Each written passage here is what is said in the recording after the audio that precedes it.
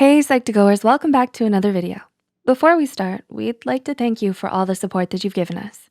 Psych2go's mission is to make psychology and mental health more accessible to everyone, and you help us do that. So thanks again. Now, back to the video. Isaac Newton, Srinivasa Ramanujan, Judith Polgar, Stephen Hawking. All these names have one thing in common, and that is intelligence. These individuals have contributed life-altering and influential works that have changed the course of humanity in some way. They are the highest ideals of human intelligence, which some strive to become. However, just because you haven't proved Fermat's last theorem or made an outstanding contribution to the sciences or arts does not mean you don't possess intelligence. Whether it's doodling all the time or staying curious about the world, certain habits or tendencies that you do can turn out to be a sign of high intelligence. So without further ado, Psych2go presents 8 things highly intelligent people do. Number 1, you can adapt. Are you able to adjust to different environments with ease? Intelligence is not only defined by the ability to gather a lot of information or by repeated memorization or regurgitation, but also your ability to successfully adapt to changes in the environment. This is because it requires many cognitive processes such as perception, learning, memory, and problem solving. Therefore, being able to quickly and efficiently use the information at hand to your advantage is a sign of high intelligence. Number 2, question everything. Do you take on every opportunity you get to learn more about the world? Highly intelligent and curious individuals see every moment as an opportunity to learn. According to a Harvard Review article, CQ, or curiosity quotient, along with EQ and IQ, determines your ability to manage complexity and information overload. It explains why many hiring managers want candidates who seem curious and conscientious, since those who are innately curious are more motivated to seek answers and learn more. This also means that they accumulate more knowledge throughout their life than those who only rely on their intelligence. Number 3, you understand that you don't know everything. Are you able to identify your strengths and your weaknesses? Intelligent people are often perceived as being overconfident, but truly intelligent individuals know that they don't know everything. Admitting that you don't know everything shows high levels of self-awareness as well as metacognition. Highly intelligent people are able to access their strengths and weaknesses and feel encouraged to learn more. Number 4, you seek knowledge. Are you always searching for information?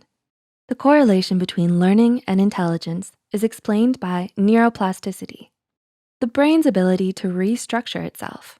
When you learn something new, your brain is creating electrochemical pathways to access that information. However, the key is repetition. Repeating information can strengthen the pathways your neurons have created. The more pathways you create, the more fluid your intelligence will become. Number 5, you get bored. Do you get bored a lot? Boredom arises because you're excited about being in a new environment, but you're faced with setbacks that prevent you from engaging with it. While being bored is frustrating, it's actually necessary for creativity and intelligence. A 2019 study published in the Academy of Management Discoveries found that participants who were asked to perform a mundane sorting task performed higher in the later creative section of the study than those who were asked to create a complex story as to why they relate to an event. Number 6, you doodle. Has this happened to you before? You're in a meeting or a lecture that has gone on for hours, and despite the boredom you feel, you've started to take notes, but halfway through, your page is covered in doodles. Doodling is your brain's way of trying to stay focused and also processing. Scientists have looked at the brains of doodlers and found activity in the prefrontal cortex, which is involved with analytical thinking, memory, problem solving, and logic. A study conducted by Jackie Andrade at the University of Plymouth in the UK monitored participants' levels of engagement and memory during a mock telephone call and found that those who doodled retained 29% more information than those who did not. Number 7, self-examination and reflection.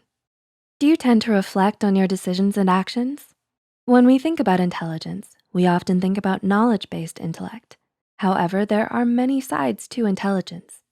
One aspect of it is emotional intelligence, or EQ. Those with high levels of EQ are generally self-aware and introspective. They have a clear sense of who they are, such as their emotions, needs, and desires. Therefore, they're more likely to establish meaningful relationships and to achieve their goals. And number 8, remaining open. Are you open to different opportunities? Do you enjoy learning about new things? Various studies have investigated the correlation between openness and intelligence and found that the degree of openness can actually affect your fluid intelligence. So, being open-minded signals cognitive adaptability and flexibility, which is what keeps you curious and ready to learn.